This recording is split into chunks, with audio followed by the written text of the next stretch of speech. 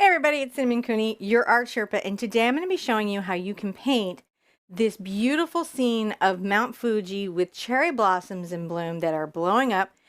You're going to love it. It's super beginner friendly. We've got lots of support. We're going to explain it step by step. On the mic is my husband, John. Hey guys. He's tracking me with our 5 cameras. So that should be enough camera angles, right? To see what's going on and feel like you're right here. We're going to zoom in. We're really going to explain it. A very important thing, if you check the description below and the website, we have a very special project page for this that has a lot of supplemental material. It's free, it's there for you, and it's really going to give you that extra edge you need to succeed at this painting. But I really want to assure you this is beginner friendly, and heck, it's only using primaries, so that's even economical, which I always like. I'm getting ready to turn around, John. Are you ready? Okay. Okay, 1, 2, go. Well, he did it. He did it. All right. Let's go over our materials real quick. So on my easel, I have a 9x12 canvas board. These paintings actually go with a really cool kit that we have on our website, but I wanted to make sure that anyone who got the kit would have tons and tons of projects to do. But I also wanted to make sure that my community had a lot of primary color paintings because I think they're really beginner friendly. I know a bunch of you got a ton of art supplies over the holidays. This is a good way to start using those groovy art supplies and showing your family that you are actually as artistic as you were planning to be. So they're going to be blown away. So this is just this is a particle board. It's got a surface. It's ready to paint. You could use anything that you like that's suitable for acrylic paint. On this canvas, I have 2 wishes. These were put up anonymously around a little brush, but I love them, and so I wanted to share them. We want to see an end to bullying in schools. Like, just that comes to an end. I think the new generation, the alphas, are more than capable of putting an end to bullying. I think they're smart. I think they're savvy. I think they're compassionate. And I think those kids are going to find the way to do this. And for out there, this wasn't just for the person going through it. She wanted to make sure that everybody out there had this wish. If you're going through being bullied, that you have the strength to be able to deal with that. Talk to someone, get help, lean on your friends. It is not your fault. And then finally, a peaceful heart for those that are in, and I just was so impressed that there was such strength to wish for the bully too, that people who are feeling that kind of anger find a peaceful heart so they don't feel the need to hurt others anymore. Well, she just touched my heart. Okay. So we're definitely wishing that into the world. Over here we have our wonderful paint. We have our Phthalo Blue, Phthalo Green, Titanium White. This is actually Azo Medium, Azo Yellow Medium, but look, you could use Cad Yellow Medium, you could use Handsome Medium, it's just going to be fine. Any yellow deep, just whatever yellow you have. And then we have Quinacridone Magenta, which in our kit is the red. Now, it's true that the primaries are just the blue, the yellow, and the magenta. The green is something that they add in the kit with the white and the black. And it gave me an option to be able to do my very favorite color mix, which is Phthalo Turquoise. It's like my favorite. And of course, it's the one color the camera struggles to see, so that's always fun. And I'm going to be just using this one brush. This is a number 8 cat's tongue. It's a pointed filbert. You at home, and there's extra stuff on my website about this, but use whatever brushes that you have. If you have a filbert, that's great. If you have a bright, that's great. If you have a flat, that's great. You're going to be paying more attention to the direction of the brush stroke than anything else. You're going to be fine no matter what. But I did want to make a point that you can do an entire painting with just one brush. I think that's kind of fun. It amuses me anyways. I'm going to get my little libation on, get my nom-noms going. I have my kombucha going. Your I don't know, kombucha? my kombucha, my fermented something. I don't know. What is it? I think it's basically mold that they package Oh no, beautifully. it's a SCOBY. Isn't that a mold? No, it's a We made it at symbiotic home. It's got a colony. mold It's a on top of symbiotic colony of bacteria and yeast. Okay, well, SCOBY. it's supposed to be a good for you, healthy life choices 2019. Yeah, it's pretty cool. It, Mm. it, it floats at the top of the tea and then it ferments itself. John's very much defending. I'm not defending. I'm saying love your The fungus. kombucha. Mine is watermelon flavored. If you haven't tried that, I really like that one. It's not sponsored. I'm just saying, of the kombuchas, it's the one that I don't hate. Okay. So what I'm going to do here is I'm going to sketch this in paint so you can see it. We have a traceable that's on the website. That's free. But I just want to show you how I put this in. And how I'm going to sketch this in is I'm going to get my number 8 round. I'm missing my towel. A towel? Always a thing, isn't it? You go to do something and you're missing like one thing. What will Ford Prefix think? I'm trying not to panic. My whole entire life. I have a studio with an improbability drive. All right, I'm going to take just a little bit of my green. I'm going to flip my brush over. You see I've got just a touch on here, and I'm going to get a little of my blue. A mix of 1-to-1 is how you get phthalo turquoise. If you have phthalo blue and phthalo green, you mix 1 part green, 1 part blue, boom, phthalo turquoise. By the way, you can buy this pre-made. Ooh, that's beautiful. I will take it. So I'm going to use this to do my sketching, and that's so that you can see it. Ooh. Oh, no, I think this is a nice specialty towel. It's not? It's not? Do you ever have that where you like don't grab your husband's specialty chamois towels because they're like some sort of like wash the car valuable thing? Those are both microfiber towels that you can get at most discount hardware stores. Oh, okay. And they're pretty convenient. They work for a lot of things. It's nice because it holds the acrylic solids. So if you think of the painting, if you mentally divide it in half here and in half here, really our Fuji is centered like right here, just a little bit above the halfway spot. So I'm going to make a little mark right here so I can be like, how tall is my Fuji? My Fuji be about that tall. Now down here, I'm going to come down to maybe a lower third for my scoop, and I'm going to come over to my right hand side and see. So I've got a lower third and I have this top. We don't want the top to be too big. So I'm going to get a little more paint. And remember, we're just sketching loosely in paint. You could use kids chalk or a watercolor pencil if you're nervous about what you're doing, or you could just use the traceable. It's all good. I'm going to come across, and here's what I am going to make sure that the top of the mountain is a little bit uneven. See how I kind of made it like a little bit wobbly? I like that. And then I'm going to have a little scoop. There's a beautiful gentle slope to this that I'm going to just sketch in. See that nice gentle slope? It's a lot of fun to do. And then I'm going to come down and do a very similar thing here. I'm going to do a nice gentle slope. So that's how we get that laid in. That's actually kind of an easy thing to do. If you've never laid in something before, you can be like, oh, I've just got to find that place on the canvas. Now, I actually am the worst at naming. I'm going to turn around, Johnny. You ready? Okay. Wait, no, not yet. Yeah, okay, I'm going to go 1, 2, going, go. Okay. There you are. So I am not that one. Not that one. Not that one. That one. Did you do the wrong one? I got it. Did you do the back of my head? Maybe. Divorce. So, no. Back of your head looks fine though. It's just shiny. I just feel like it's very flat and weird. That's a weird insecurity one has. Back of my head is my weird insecurity. What I would say is that you have. I don't have to look at it a lot, so it's not really a lifelong problem that I have. But I know it's there, and these cameras remind me of it all the time. I was like, wow, I forgot that was a weird feeling. Okay, there's a point that I'm going to. You guys help me name these paintings. When I put these up, you guys know me. I'd be like Mt Fuji 2, and so. Because I painted one before that this will match. And so you guys gave me some ideas. Tammy Perkins suggested Wish Mountain. Cindy Trahan suggested Mountain of Hope. Allison suggested Summit Serenity. We had some funny ones that came in. I really liked Fuji-licious. Christina Sozne did Waiting to Exhale because it's a volcano, which I thought was pretty good. Here's some fun facts about Fuji. It's actually 3 volcanoes in one. And this is one of 3 sacred mountains in Japan.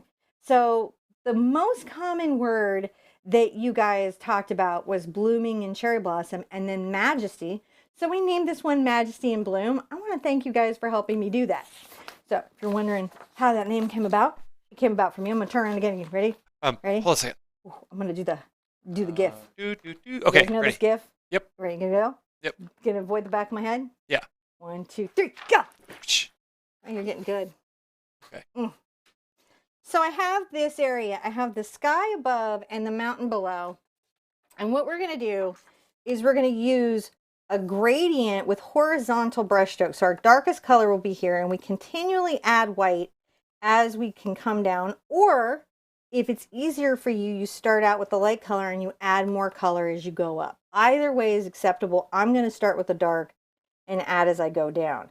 And you want to make sure that these brush strokes are smooth and horizontal. Now, when we get into the mountain, we're going to switch over to the Phthalo Blue, and these are all going to curve up, and that's going to help us get the shape of our mountain. And then when we do the little dabbing strokes for the flowers, if you'll notice that there's a little gesture in the painting that helps these curve. If you want to know more about this, I wrote up some stuff on it on the website. But yes, it's still free. Okay. Still free. Has all kinds of cool things. Like, you want to see the other cool thing it has? Yes. I'm super proud of this. Okay. I will stop talking about it in the new year. I'm just super excited about it. Look at my color mixing. Oh, yeah. These are really cool. Right? Just to help you, just in case. Like, it's got stuff like what's the primary color, what's the secondary color. It's got some basic terms. It tells you some things if you were really brand new to painting, because I don't want you to come in here and feel out of place. Yeah. I want you to feel welcome and invited and know that we've made the steps that we need to make sure your painting experience is a positive, happy, relaxed one. I have those feels. All right. So I'm going to start my sky. I'm going to go ahead and kind of erase my watercolor pencil here with just a wet brush. It's green, so it's not really going to hurt my color at all. And that's also not going to hurt the flow of my paint. I'm going to dip in water, and I'm going to load up with blue and green. Like, we're going to mix these together 1 to 1, right? And this is our turquoise. This is our darkest value of the turquoise. Now, to reveal that turquoise, though, I am going to start with some white in there, because that's going to help. And we're going to go just back and forth. Like, back and forth. That's what we're doing. Back and forth. See how horizontal my brush stroke is? And I'm pressing fairly hard. If you look at the brush, I'm really pressing the paint into the canvas. So getting that first area in, I'm going to dip in.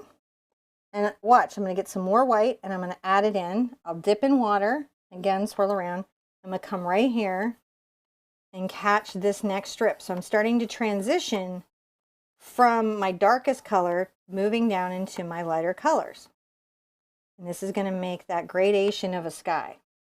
I'm going to get a little more white, mix it in there. And you can see every time I add white, it lightens it a shade, right? That's what we call, when we're lighting, is the different shades of paint. It's a lot about grayscale and how light or dark something is. I'm going to very carefully, you can see I just used the edge of my brush here to paint around the mountain. And then I'm going to come across again, and I'm going to just flatly brush that out. You can do this. Just breathe easily. And remember, at the end of the day, this is art. So now, there's another really good set of questions that are coming in. Okay. And I always love these. I got to do the gradation thing. Can we do them? Oh, yeah, sure. I want to do the questions, but I got to get... The reason I'm rushing John, and I don't like to do that normally because I really love to hear what he has to say, is the paint needs to be wet for us to get a good blend. We're doing wet into wet blending. So that's why there's some urgency. Oh, so it's totally good. If you're wondering why I'm having urgency, that's what it is. I know it sounds like I've got a bathroom break that I'm worried about, but... You have urgent paint.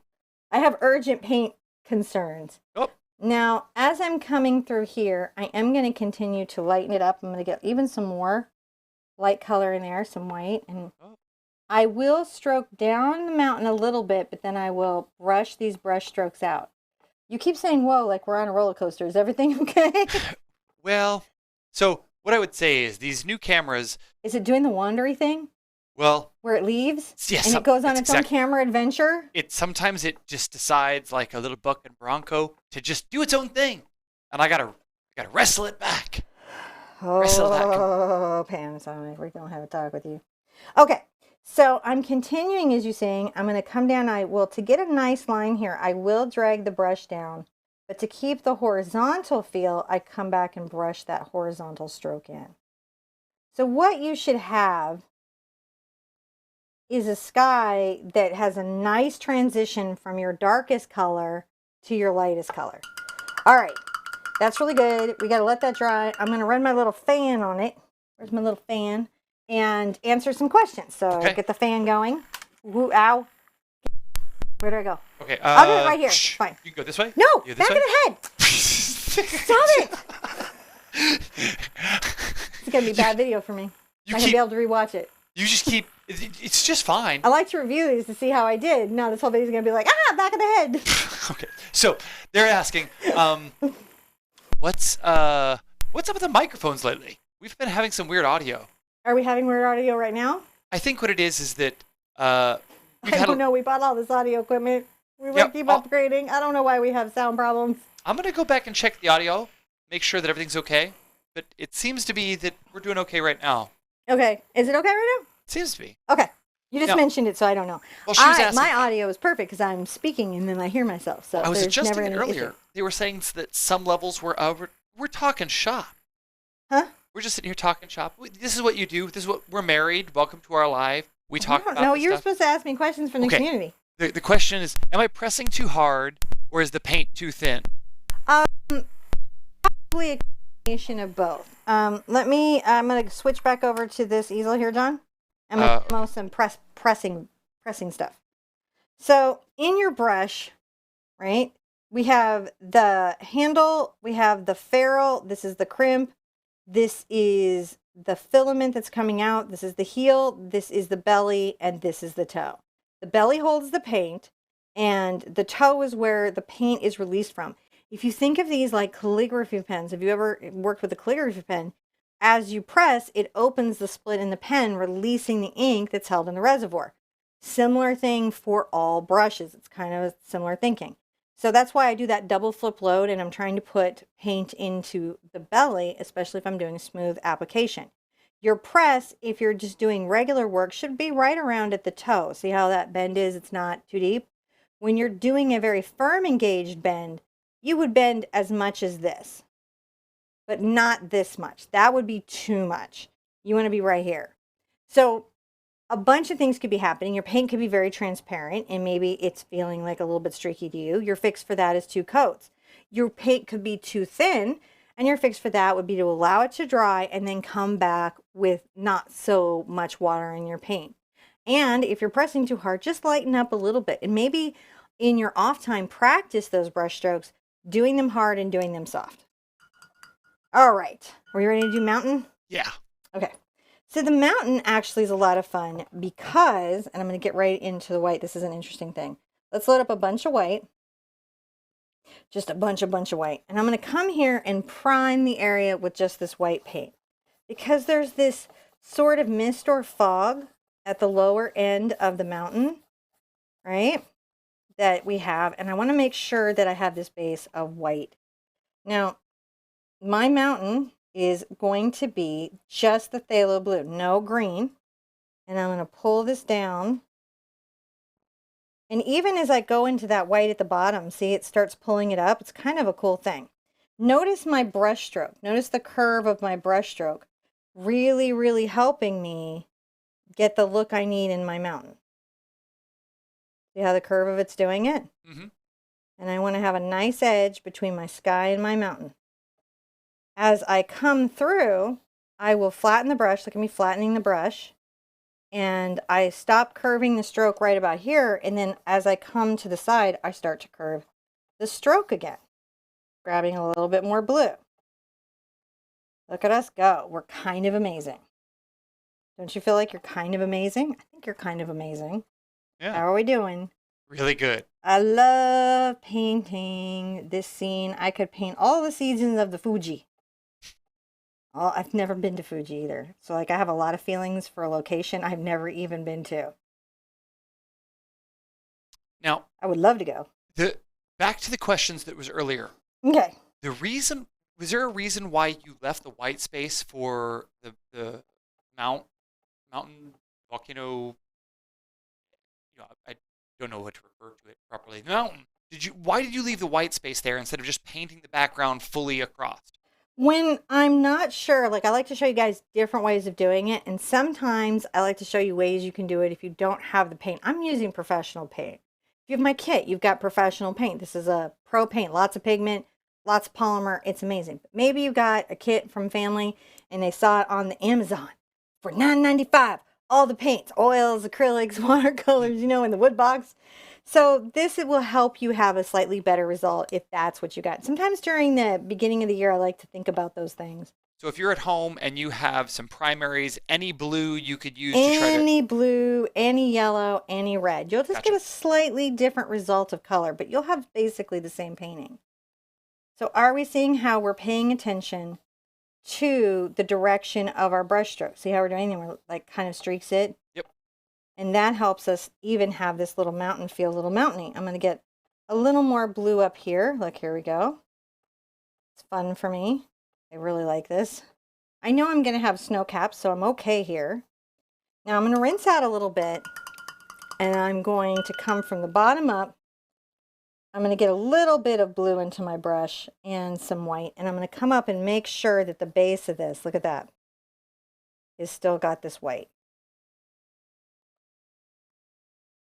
There we go. Just pulling that. I don't want to go too far up the mountain. No, I don't want to go like way up. I want to get it where I can blend it and we can have some fun. So we're just adding white to the bottom to lighten it. Now I'm going to rinse out and I'm going to show you a little trick here. Everything is still wet.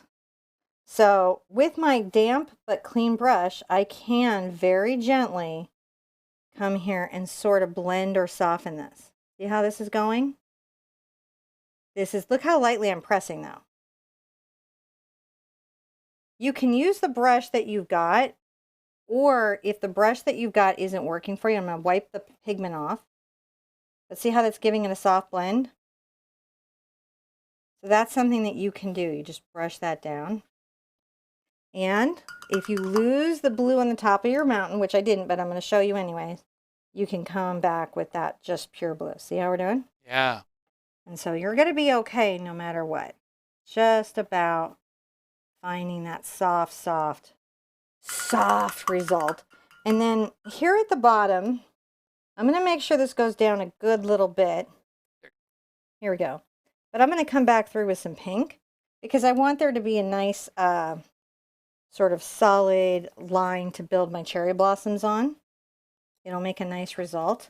And that's what you want at the end of the day, no matter what you're painting with, is a result that you're happy with. But remember, don't put crazy, ridiculous expectations on yourself. I have a whole thing on this particular page about how to know if your painting is good.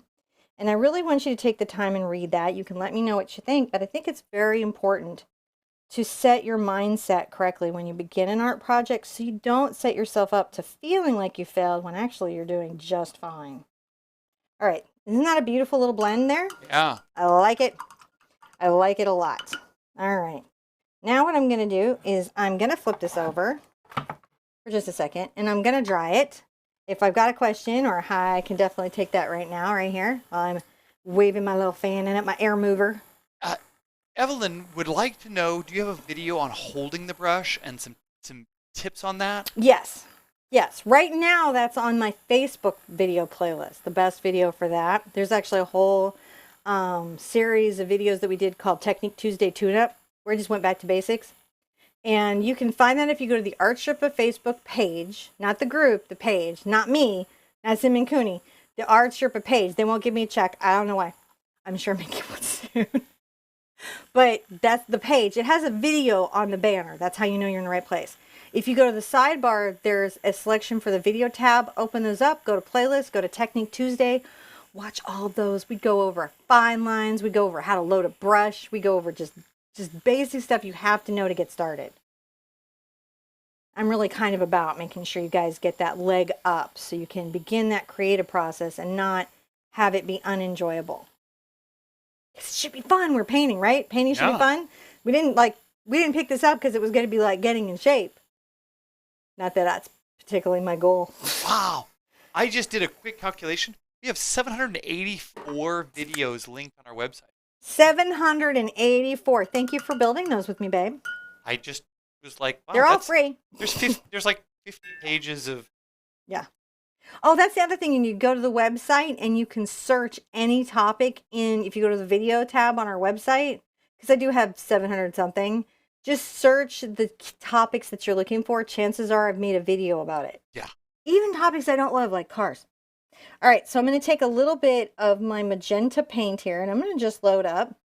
And I'm going to come here and just at the bottom, and not too far, okay, guys? I'm not going to go up very far. I'm just going to make sure that I've got this little bit, and you can see I'm just taking this up a little bit. And I'm flip this canvas over because it's very hard to work the bottom of your easel, isn't it? It can be, yeah. I know some of our Group members are currently painting from bed, so like I'm tipping my hat to you if you are, and reminding you to take care of your neck and not bend over too far. You are painting on a lap easel from your bed. Just remember to keep that back like not too bent. So if you'll notice here, I'm not too precious about it, right? I come up about an inch, maybe an inch and a quarter. I'm just covering this white, and I'm giving myself the basis so that when I do put my blossoms in, because magenta is such a gorgeous color, but it can be very transparent. And by doing this, it will help them feel very lush and rich and full. That's all we're doing. I'm going to rinse out thoroughly. Listen to this vigorous rinsing. Because I don't want pigment in my brush. I want it all out. Now I want to put my snow caps on. You ready to snow cap your mountain? This is going to work for any mountain that you're doing. I'm going to get some clean white, and I'm going to pull it aside. I don't want any white in it. I mean blue in it. It won't destroy your painting if you do. It just makes it easier if you don't. Look at the load of my brush. Now I don't have it into the belly. I have it all on the tip, very thick. This is called Impasto. So whenever I want to use a heavy body paint in a thick way, that's what I'm doing. And what I'm going to do is I'm going to come right here, and I'm going to leave the finest little edge. See this little edge here? I'm coming along, being very delicate with my brush, not pressing very hard. And I make that little outline. I like that little outline. I think it gives the mountain a little extra something. And then I'm going to very lightly come down. I'm going to pull down with the brush. See how it skips? Yeah. Now I may come through and reload because I really kind of want it loaded like a bead of paint right there on the edge.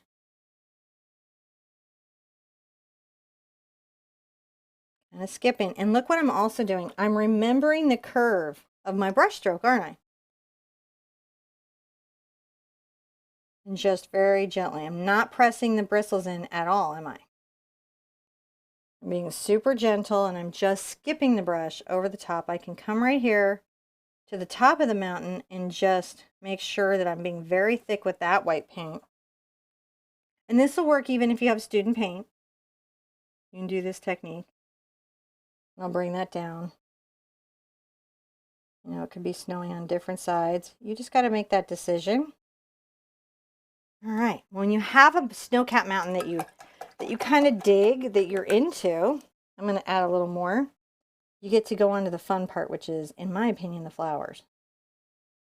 I'm just making sure I like my snow. Every time, you know, you got to think about like, well, how would it have snowed this time? So you want to just change it up and be playful with it and think about your snow. Now, if we go back to, I'm going to let this have a minute aside, and we're going to talk about this again. So we've got our snow cap. We paid attention to our brush strokes. We've gradated. We paid attention to the angle of the mountain, which helps inform the shape. Now we've got to do these little cherry trees. And this is going to be all trees, all flowers, all of these things. Even a bush, everything has kind of like a form or flow to it. So notice that this arrow's here, and then we have this. Each of these bushes kind of curves in a counter pose to the mountain. It's going to create a lot of our drama. But it can be very hard to do some of this. So it's an interesting deal because I've got to see the mountain to paint the flowers to get the basic shape, and then I've got to do the dabs. So my strategy, I think, that I'm going to use whenever you're thinking about painting, I'm going to flip it back. If you flip the painting with me 2 or 3 times, hi! I'll move this forward so you guys can see this. The first thing I'm going to do is I'm going to get a little bit, oh my gosh, just the smallest amount of blue, and I mix it with my magenta. And this cools the magenta down a bit, darkens it. But you don't want a purple. You still want it to be in the red range, like we show in the color. And I'm going to come over here, and I'm going to just wiggle up and come down. Look, we're going to wiggle, not too much. And I'm giving myself an uneven little bush line so that when I start doing the dabs, it's not going to be so challenging for me. I'm going to come up pretty far on this wonderful right hand side, and I'm just sketching in, and then you're going to just go ahead and paint this in for the second. Right, and this is a little bit darker, right, a little bit darker because the paint, we're going to apply it a little bit thicker. So it's a very uneven little line. Can you see how it's uneven? Now I know where I'm going to be curving it, so I'm going to turn it on its side. Dip my brush a little bit, and I'm going to load it up quite thick. Look how thick I've loaded up the brush. And I'm going to begin this process. I'm just dabbing the brush. Just on the edge, and it leaves a little teardrop stroke.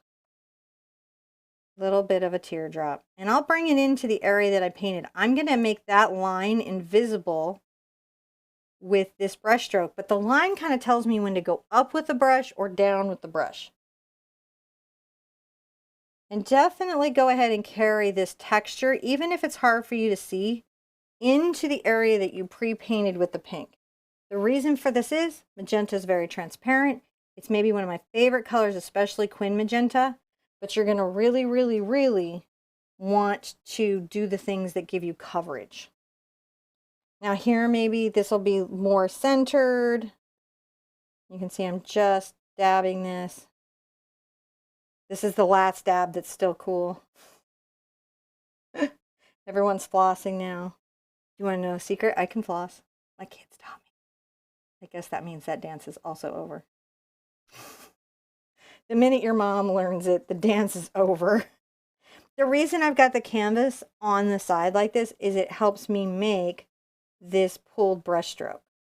And can you see how I'm hiding that line that I drew to help me with my up and down by using these little dabs? How are we doing? Everybody okay? Very good. We're just dabbing. See, this dab and pull. If you have a round brush, use a round brush. If you have a filbert, use your filbert on the side.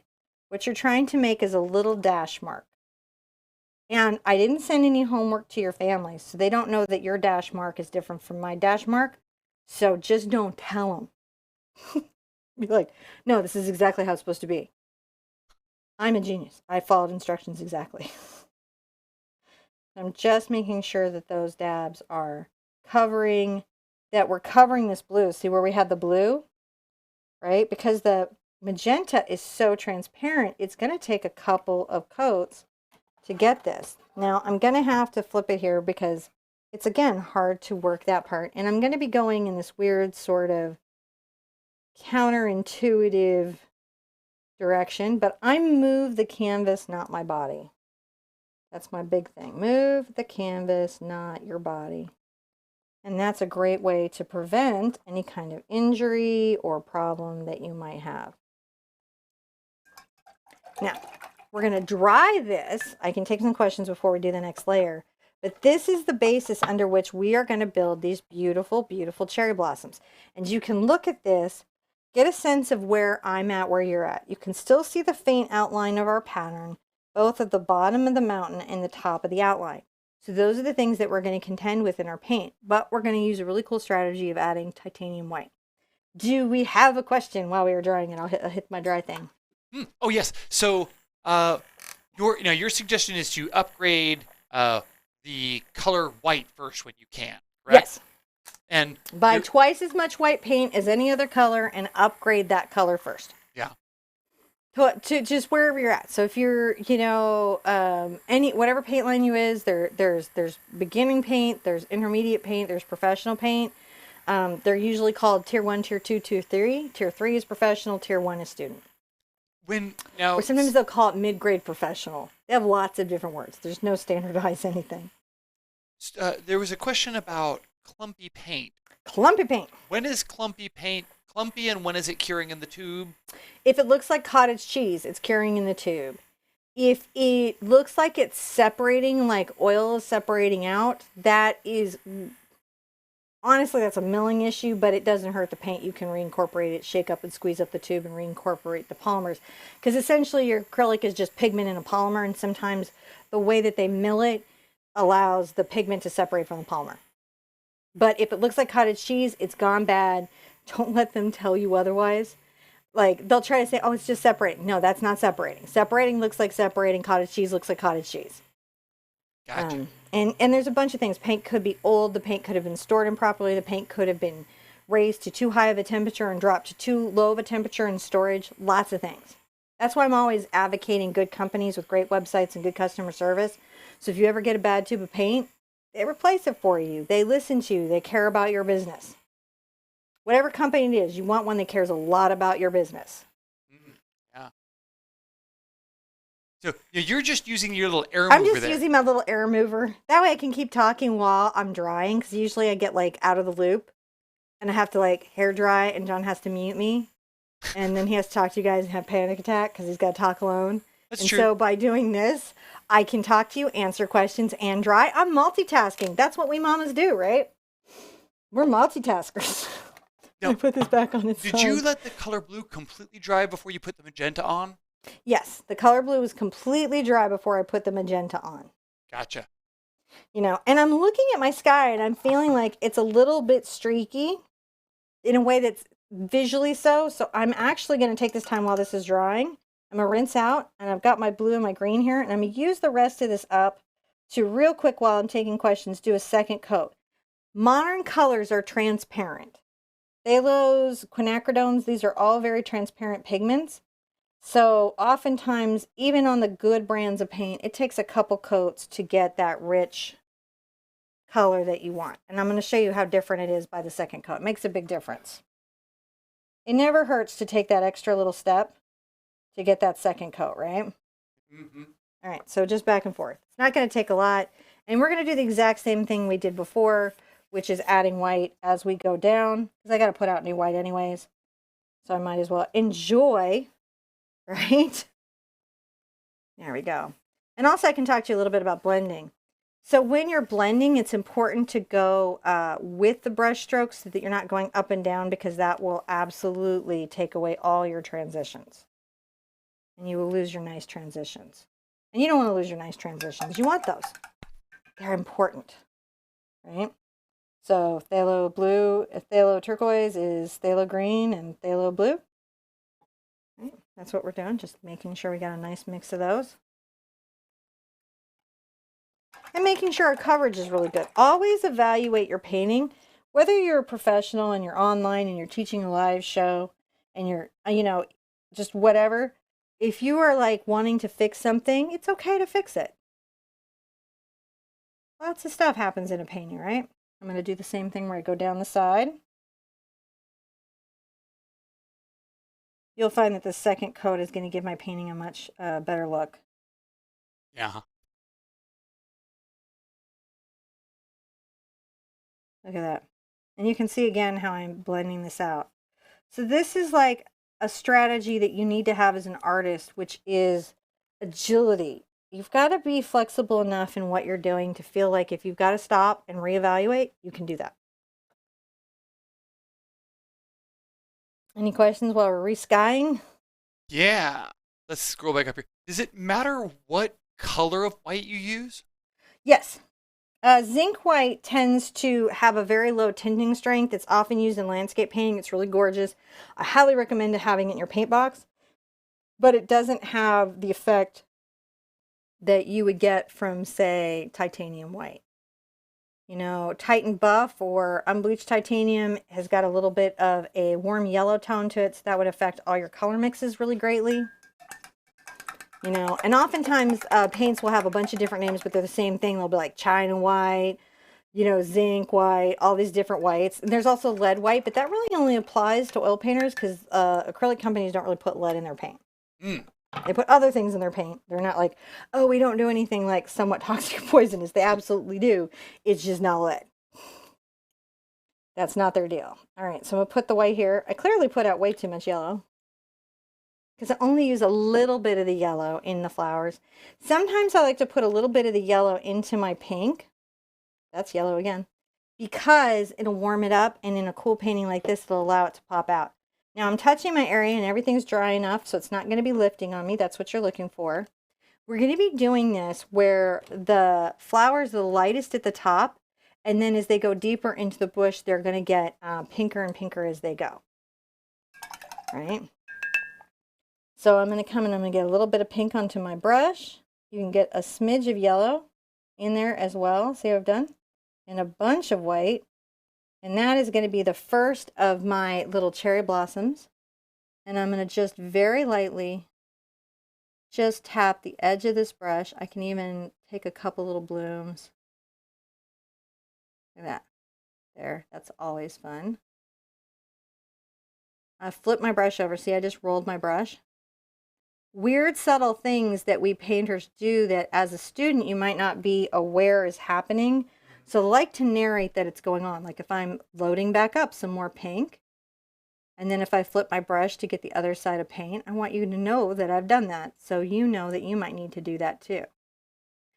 See what's happening is as I'm pressing each side, it's moving the paint to one side of the brush, focusing it. So you get in the habit of definitely gonna get some more.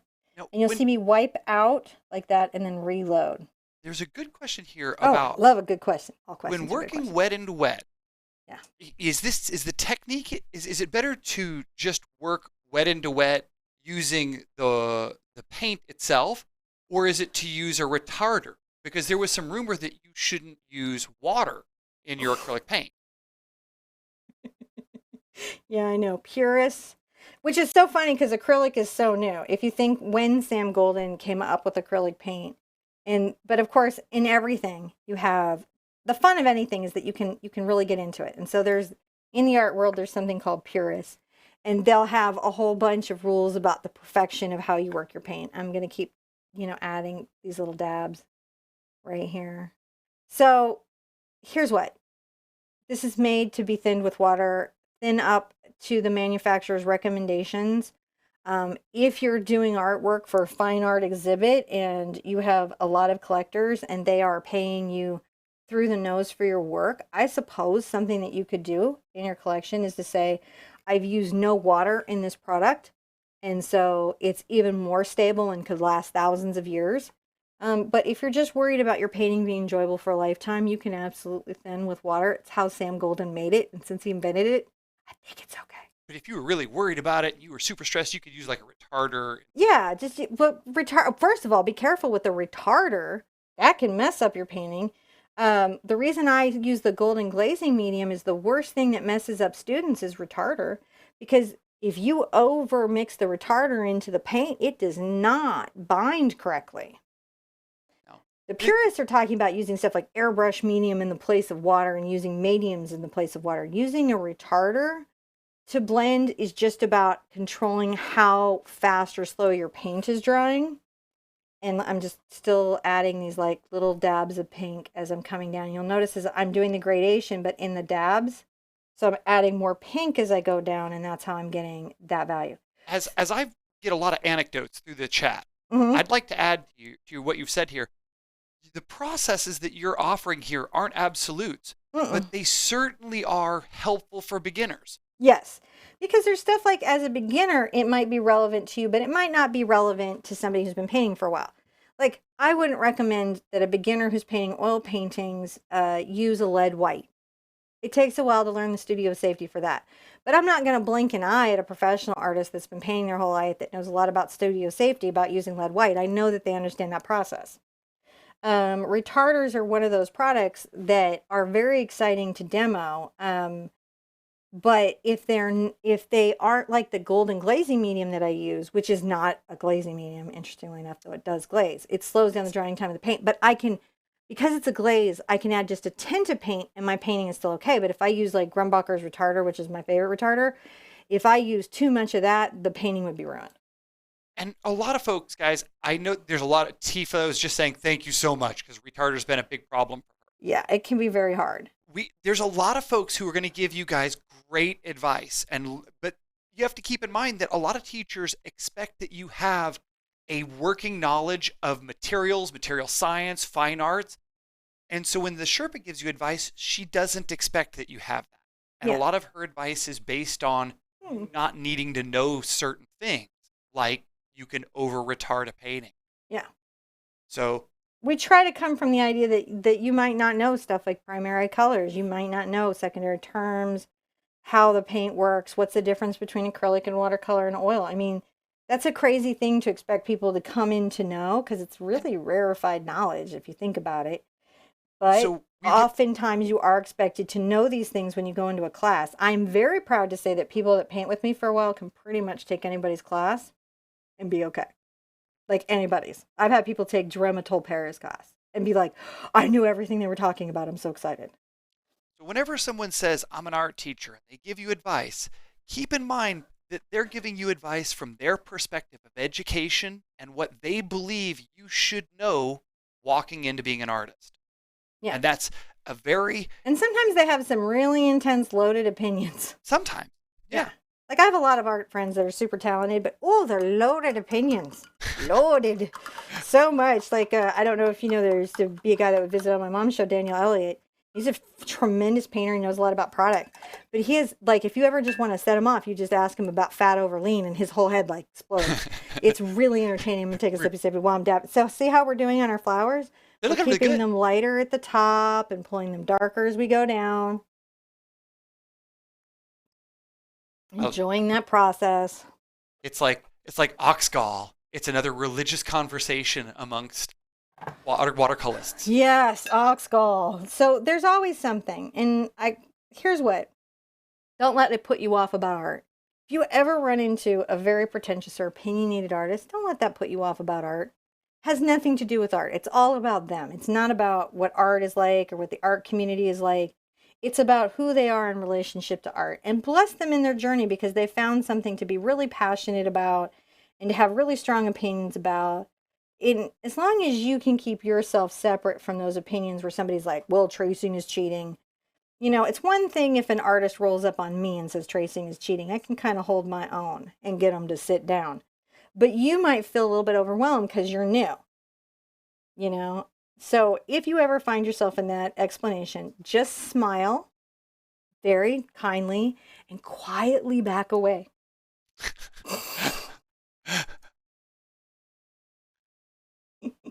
I mean, it works. Yeah.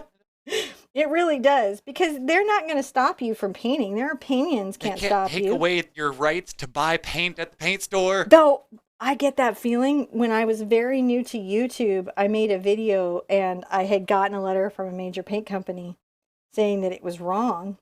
And it wasn't even me saying something wrong. It was a guest artist that I had on there. And I was so afraid to say anything to them because I was afraid they would put my picture up in art stores and I wouldn't be able to buy my paint. That was like a real fear I had. Like, it really was like, I was so much nicer than I would normally be because I was like, I don't want to lose my right to buy this paint. I think there are probably more likely art teachers around the country wanted the TheArtSherpa for teaching free YouTube art. Yes, you will. The show is big enough now. Sometimes you'll be out and you're with a new teacher and you say, I study with the TheArtSherpa, you're going to get this. Don't worry about it. Just get what you can get out of the class. Everybody has something great to share. Everybody, even the rough teachers, have interesting information for you. Again, just smile and paint quietly.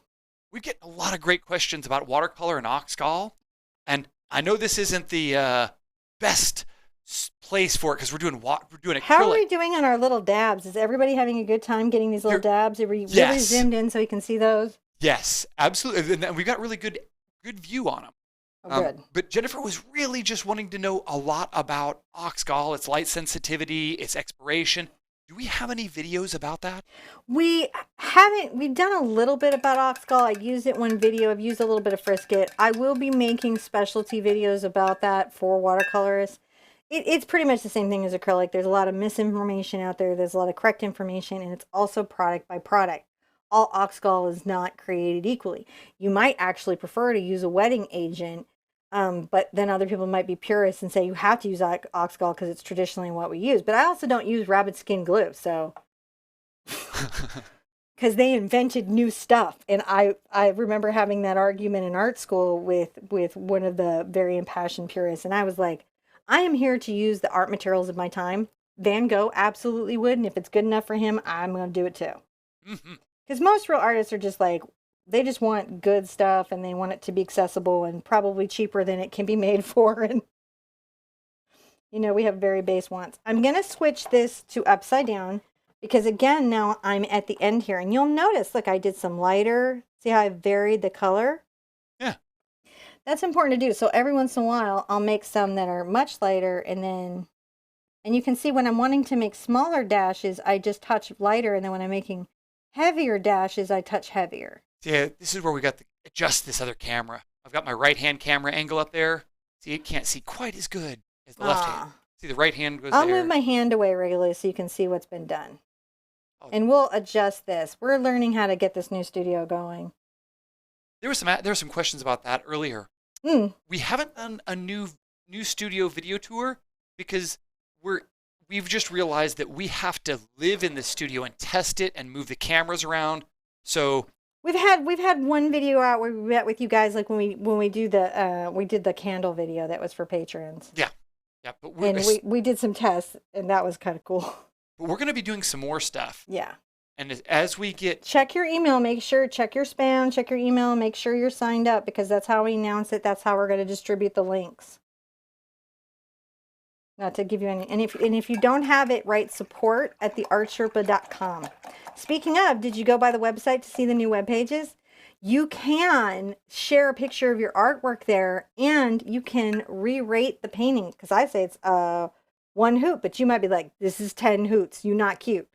So you guys can rate the painting yourself too, and so there's a me rating and a you rating. Plus you can make a comment and share your painting. I'm just very excited about that. Yeah. I'm going to get a little bit of my yellow and warm this up into my whites. Very fun for me. Now this one I definitely want to carry this up into the sky. So I'm going to make some petals. I'm going to get a little more pink on them. I just want to make sure that I've got little petals that are floating up from this tree into the sky, as if a little gust of wind has caught them. Lots that we do to talk about the energy and space in a painting, isn't it? We're almost done, guys. I know. Isn't this beautiful? I really love this piece. I did this as a watercolor first. This design actually was a watercolor lesson on the IGTV and Facebook. On the IG, I'm like this. I'm like the Twitter. On the IGTV. What are we doing on the Twitter today? I love Twitter. But that's where they are. And so if you really like this, but your watercolors, to have that there. I have like 50 very simple 1 hoot watercolor paintings, and then some more advanced ones on the Facebook page. Kind of the same thing that we do in acrylic. Amy says we don't have any videos on hippos. I think she's right. Amy. New game. What do Amy? we not have a video on? Hippos. Amy wins. Yeah, that's awesome. New All right. game, Amy. I mean, there may be. I'll address it. Amy, you have such an awesomely spelled name that you may have a namesake hippo coming. How's Amy's name spelled? Aimee. Hi, Amy. Cool. That's how you say it, right? Amy. Is that what your friends do? They go, Amy. Sorry, Amy. Amy could be like, no, I'm a professor at Cambridge. Nobody goes, Amy.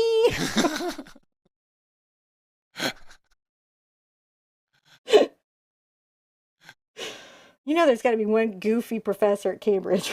Right? Or at most schools, I'm sure there's at least one. Well, I mean, I come from California, so they're all goofy. Once you have tenure, I think you sort of just get to let your had Reverend tenure Talley. Flag fly. We had a professor that was actually called the Rev. We didn't even call him professor. It was the Reverend Talley, and he was an actual Baptist Reverend. So he didn't just fail you. He could put your mortal soul into jeopardy. It's a lot of pressure. Just saying. Way beyond the grade. Failure was not an option. No. Also, don't wear a short skirt in his class. Oh, yeah, no. But, you know. All right, guys, let's see how it came out. I like it. Now, I don't want these to be the same length, so something I'm going to do to just make this a slightly better painting is I'm going to go ahead and very carefully take a few of these up further, just so that we don't have the same length. You see what I'm saying? Oh, yeah. So there's just a little asymmetry, because you need asymmetry. Asymmetry is important. Now, at the end of this, we sign it, but I'm definitely going to need to dry it. I don't want to wait too long to dry it, so I'm going to use the hairdryer. Okay. But I'm not going to talk. John's going to talk to you for a minute. That button is mute for her. So while she's doing that, you guys know this routine that, don't use heat, use air, all that kind of stuff. I love seeing you guys. It's been a pretty good show today. It's been pretty nice seeing you guys hanging out here. Pretty good crowd. It's been a lot of fun. As you've seen, we've got 5 cameras today instead of 4. So things are going, we're moving on up the RoboCam thing. So, there's that camera over there. I was trying to get it to work earlier, but There he goes. That's another RoboCam. So anyway, there you go. You're back. You gonna turn around?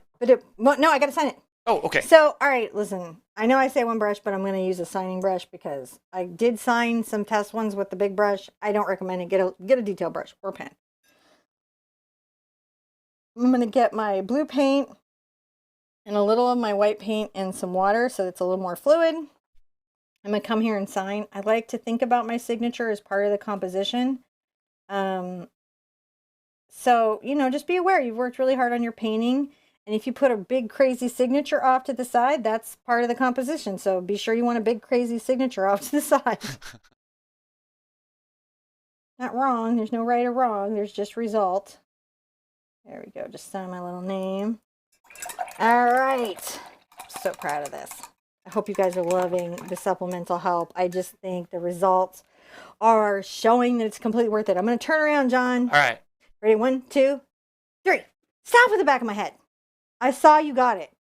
We gotta work on that. You know what's more funny is that you're just like so. My mom left me on my back too much as a kid. Don't like have tell a her flat I'm blaming her, but I tell you what. I have to I used to have to do the bump it to get the good. You know, what I'll say is hair. the lights are so bright that it washes. It's like you can't see past the surface of your hair because it's so reflective. So even if your head was completely concave and flat, we wouldn't be able to see it because it's just. That's good to know. That's good to know. Well, we all have something that we're weird and ticky about, right? It's just every one of us. I'm not ashamed of my ticks. They just are what they are. They're not really going to go away, and I sleep well at night, so I guess it all shakes out in the end. I hope you're loving everything you're seeing on the website. I know I'm like saying, go buy, check it out. I want to thank everybody who's gotten one of the kits. I'm hoping you're liking it. I hope you appreciate these extra lessons. But if you're just coming with your own primary paints, I hope that this is igniting some excitement in you about the potential of color and how you don't have to have a lot to get a lot out of your art project. Either way, I just have gratitude for you guys coming today. At the end of the day, be good to yourself, be good to each other. And I want to see you, which is tomorrow, at the Easel really soon. Bye-bye. Bye.